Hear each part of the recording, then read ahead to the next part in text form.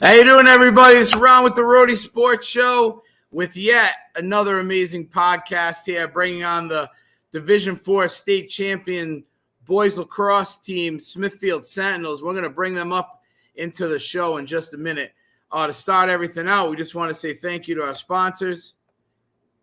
Flair Lacrosse, for women, by women. Go to flairlacrosse.com. Blaze Lacrosse, elite boys lacrosse program in Rhode Island, blazelacrosse.com. Odyssey Group International, a brand new concussion drug. Go to odysseygi.com, and they are traded on the OTC at ODYY. Joseph Lammy, attorney at law, 696 Reservoir Ave. We always want to thank Joe Lammy for supporting the Rhode Island student athletes. And finally, Rhode Island Bulldogs, putting kids in the NCAAs every year. Go to ribulldogs.com for an elite Rhode Island travel lacrosse experience. Okay, so we got them all out of the way. And here we go. Without further ado, we want to push this bad boy along. Let's welcome the Smithfield Sentinels to the house. What's up, boys? Yeah. All right. Yeah, that was pretty enthusiastic. Nice job. I'm messing with you. So, guys, congratulations on your state championship. That's amazing. I would just like to say that I did pick you and then got a little bit of heat for picking you. But, hey, you know what? I stuck with it, and there we are. You guys made me look good, so thank you. I want to say congratulations to Coach Roderick. Coach, wave your hand because you're kind of way in the back there, so people aren't going to be able to see you. But, yeah. Coach, the questions, I'm going to start out with you, and it's pretty simple stuff. I mean, how's it feel being a state champ and bringing that home to Smithfield? It's pretty good. Coach, you're a man of many words. You should have warned me about this. Actually, I probably should have known from that email you sent me, but that's okay. All right, that's awesome. Now, I think we're satisfied with the win, obviously, but we're done celebrating. I'm already thinking about next year.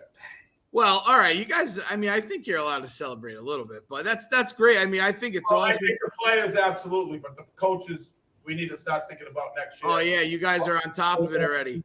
Well, that's good. So let's jump into this question then.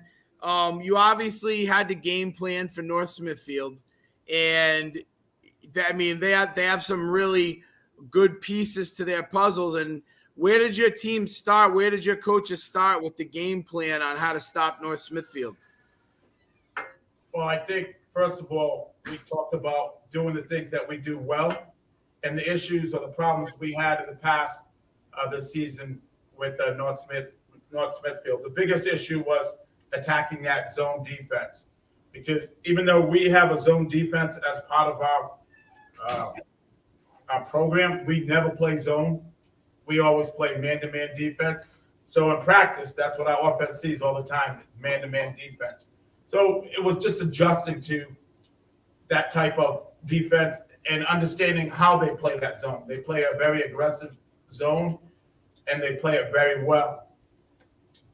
Yeah, so we covered a couple of your games this year when you were on the road, and, you know, it was pretty lopsided, the margin of victory in the games that we covered. So, you know, the state championship, that was a good game. I mean, you won decisively, but I mean, it wasn't a runaway victory.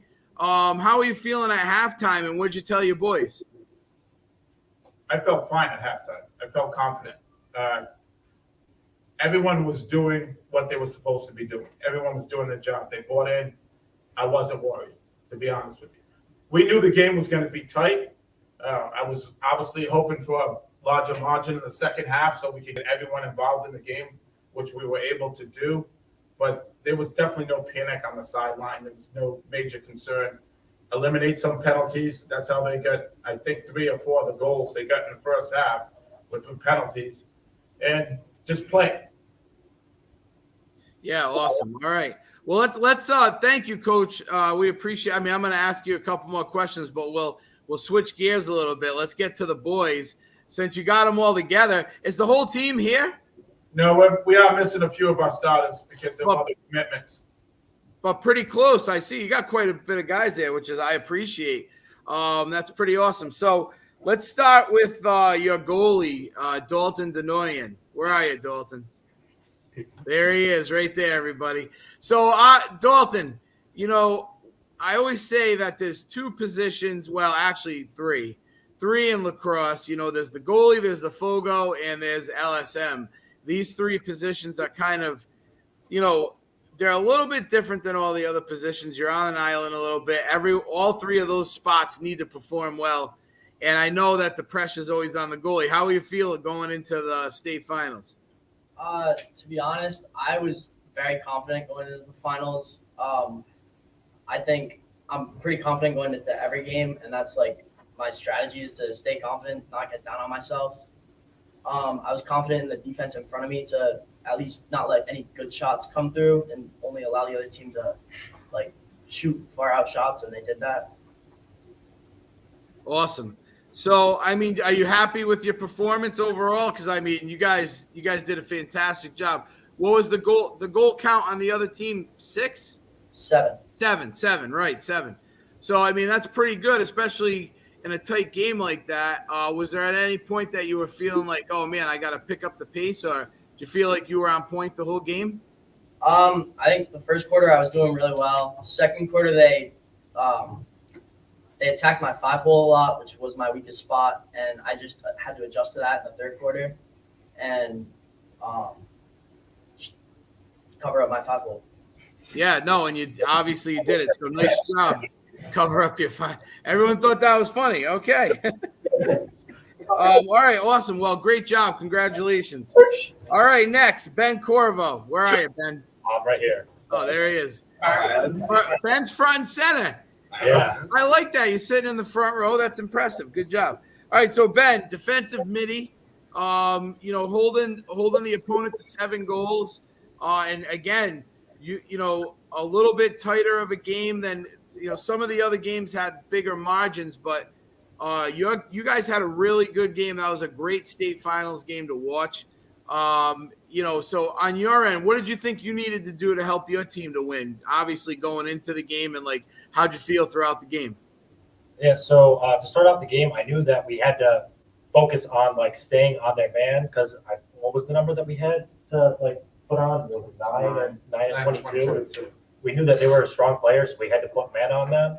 So we put our best defensemen on them, and then we tried to form up around that. And most of the time it did work. A couple of the times we had a couple of defensive breakdowns with people out of position, but overall it was good. And throughout the game, I just kept on focusing on my job, which was to keep with my man, get those ground balls, and just throw it up the field. Yeah, you guys obviously did a fantastic job with that. So being in that defensive midi position, are there times that you just don't want to come off the field? There's got to be times because it's always offensive midi, defensive midi, switch out in transition. So are there times where you're just the coaches have to drag you off the field? I'd say no, because while I would like to stay on the field, I realize that our offensive middies are better at taking the shots than I am. So I usually, if I'm carrying the ball, I'll pass it off, hopefully for an assist, and then get off the field so that way they can get out there and do their job. Awesome. All right. Awesome. Well, you did a great job. Congratulations on your victory. Fantastic, man. I just think that, you guys came to play and you shut down a good North Smithfield offense. So nice job on the defensive side of the ball, goalie and defensive midi there. Nice job. So now we go to Cody Van Gorden. Where are you, pal? I'm right here. There he is. Okay. Again, front and center. All right. So Cody, offensive midi. So now, you obviously, again, the same kind of question. You guys are coming on and off in transition. Are there times that you feel the ball's moving into the defensive end? You just want to kind of stay on and you're warmed up. You're in the zone, but you got to transition. And I always felt like that's a tough part of lacrosse for kids who play those positions. Yeah, I usually stay on on a fast break, just try and help out the defense. But other than that, I usually just change and let the D-middies do their job and lock up. Yeah. Did you score any goals in this game? Yeah, I had 2. You had 2. Congratulations. Nice job. What did you see out of the North Smithfield defense? They have a couple defenders that, people who follow lacrosse that it's pretty well known. So they got some good offensive weapons there. Defensive weapons there. What did you see as being on offense? What did you see that was some of their strengths you guys had to like work around? They definitely did a good job in their zone, just like keeping and popping out to their guys. So mainly we were just trying to move the ball around, look for open guys to take like outside shots and try and break their zone. Awesome. Okay. Well, congratulations on the win.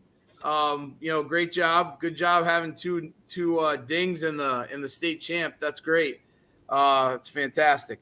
So, Coach, the group of boys you have here, some of them are going to be leaving you, some of them are going to be returning. So, what do you want to say to your seniors and the boys that aren't coming back? I mean, how do you feel about that group?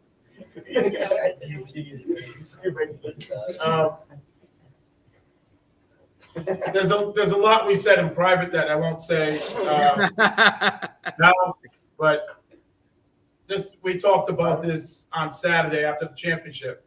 This was a championship 2 years in the making, and the seniors are a big part of that because when we came in last year, I made a promise to them. I talked about establishing a program, and we're still working on that program. And we're a little bit ahead of schedule, but we're still working on that program. And as I sent you those 5 principles, yes, they can tell you they hear it ad nauseum from me all the time. And the key to our success is not really the coaching; it's the players buying into that. And if you look at our stats throughout the season, you're not going to find one person who led the team in scoring or one person who led the team in ground balls or whatever. It's spread out because everyone buys in. We had voting for MVPs in our different categories, most improved a couple of days ago, and it showed because a number of kids were voting MVP. The voting was that close. Number of kids were voted most improved. I just think it's all on them. They legitimately bought in, and I think the future just looks bright. We're just going to get better. This program is going to continue to build, and our goal is to eventually be the best public school in the state of Rhode Island. So do you think you're getting moved up next year? We're demanding to move up next year. Right, of course. That's great because every coach I've talked to so far, besides Sal, obviously there's nowhere they can go, but every coach I talked to so far, really none of them, because sometimes coaches will say, like to stay down a little bit, or you hear them say, I don't know about how we're going to feel next year. But every coach so far I've spoken to is like, we want it. And I mean, if let's say they don't want to make you guys go up to 3, I mean, you could petition for that, right? We will. That's right. I had the conversation with the athletic director several weeks ago. So yeah, you guys could have clearly competed in Division III, without a doubt, and probably in Division II as well. This year in preseason, we scrimmaged Corvo. We beat them 10-5. We did an injury fun with Mount, who was Division II, and that was a 2-2 tie. We did an injury fun with Pontigansett. No, it was 3-1. So we know we can play up there. Oh, definitely. I watched you guys. You definitely could. Absolutely. It's a benefit for the players. They need to be challenged to grow. Exactly. Well, and it's great for your program.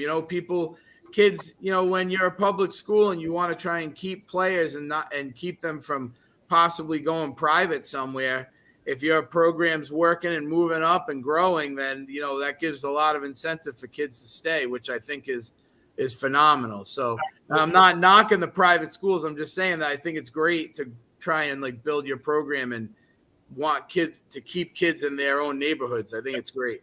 And we absolutely benefit from a great hockey program here too. Yeah, you guys are all right. Yeah, we're more than all right. No, I'm joking. Listen. I bet we covered all Smithfield hockey the last 2 years. the head coach is a great friend of mine. So, and I love the players. You guys are all great. So, yeah, no, Smithfield's excellent program. But yeah, come on, I was busting. You can take it. Come on now. But I gotta make sure publicly I state that. Right, exactly. All right, so anybody want to chime in? This is open forum. You guys got to keep it clean, and I'm sure you will because your coach is sitting right in the back of the room. But open forum. Anyone want to jump in? Sing the national anthem. Well, I'm going to ask three questions. Anyone can answer. It doesn't matter. Ready? All right. Who's the best sniper on the team? Anthony Mercurio. He's not here. Ant. All right. Who's the bulldog on the team? Who's the best hitter? Keegan. Wait, who? Someone say it clear. Keegan Zalato. Zolano. All right. So Zolano's the bulldog, and Mercurio's the sniper. And then who's the fastest on the team? Dalton Denoyan. Wait, your goalie is the fastest? Boudreaux and Mercurio. Wait, say who? It's between Mercurio and Boudreaux, I think. Oh, Mercurio and Boudreaux. I liked the bulldog question, the hottest hitting question. Everyone always has fun with that one. All right, last one. Who has the best stick check? Yeah, who's got the yard sales? Billy Hawkins. I think it's Sean. Hawkins got the yard sales. It's either Sean Trainer or Chase Rinker. Oh, Rinker too. Rinker's there too. I forgot. Yep. All right, good. All right, awesome. All right, guys, look, I'm gonna let you go. We had a lot of fun. This is amazing. You guys will be able to see it live on Facebook, Twitter, and YouTube, and there'll be, we put a clip on Instagram as well. I just wanted to say congratulations. I'm proud of you guys. It was fun to watch the game. Good to keep up with you guys all season, and good luck next year. Thanks again, Ron. No problem. Okay, boys, take it easy. All right, everybody, that was the Division IV state championship boys lacrosse team, Smithfield Sentinels from Smithfield High School, and on the Rhody Sports Show. And what a great group of kids, great coach. They're building something phenomenal over there for the future. Really quick, let's hit the sponsors one more time. Flair Lacrosse, for women, by women. Rhode Island Women's Lacrosse, FlairLacrosse.com. Blaze Lacrosse, go to blazelacrosse.com for an elite boys lacrosse youth and travel experience. Odyssey Group, GI.com. It's the Odyssey Group International concussion protocol, groundbreaking drug that's going to be traded on the OTC at ODYY. And then Joseph Lammy, 696 Reservoir Ave, Cranston, Rhode Island. Joe Lammy, attorney at law. You can catch him at 728-7470. And finally, Rhode Island Bulldogs, RIBulldogs.com, an elite Rhode Island lacrosse program putting kids in the NCAAs every year. Go to RIBulldogs.com to find out more. And RR Elite Recruits, 60,000 coaches, 3,000 schools, 38 NCAA division sports. Go to RREliteRecruits.com, fill out an athlete submission form if you want to be seen. Okay, folks, thanks for watching. And it's been a pleasure. And congratulations to Smithfield once again. And we'll see you all soon here. Ron Robert on the Rhody Sports Show.